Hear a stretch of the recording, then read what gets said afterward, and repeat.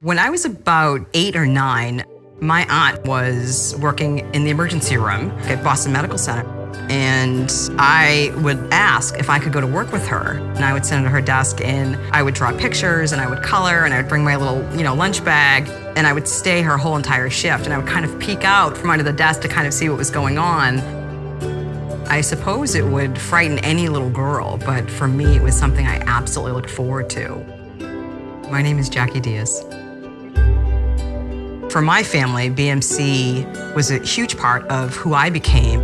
All of my brothers were born there. So my mom and our family was ingrained in BMC because her mother worked there, her sister worked there, and my sister-in-law went on to work there for 25 years as the head psych nurse in the emergency room. Growing up, my dad had 3 sons from a previous marriage. And then he and my mom together had 6 more boys. And I was the youngest and only girl.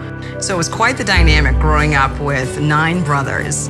For my mom, she worked for the Department of Social Services and later became a foster mom. It didn't make sense to her that children were considered unadoptable, that babies didn't have homes. She started taking children in, and so we had gone from a family of 7 children, and then we had become 13 in the house. And these kids were all different nationalities and colors, and it was just very uncommon in the 70s. Some of them had been abused, and some of them had medical issues. One of my younger brothers was actually born in prison. He was going crack addicted, and he was very underdeveloped. And I recall that the Department of Social Services said to my mom, maybe not this one, because he's so ill. And that kind of drove my mom even more to say, if he is gonna die, then he'll die with a family that loves him. Boston Medical Center was a huge part of his life. We were incredibly grateful for that because he struggled for many years and he couldn't do a lot of the things the other kids could do. BMC would call my mom and kind of check in on him, and every time she'd take him to an appointment, they were making sure that they kind of lifted his spirits and his morale because they knew his history. And so they would never let him feel like he was less than any other child.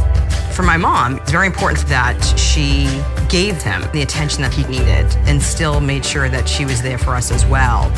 And the message to her children was, you have to find something in your life that's gonna be bigger than you, that you commit to. I knew at a very young age I was gonna beeline it to the emergency room and work there. I wanted to work with the underserved and wanted to make a difference. When I started working at Boston Medical Center, I was no longer this child coloring under a desk.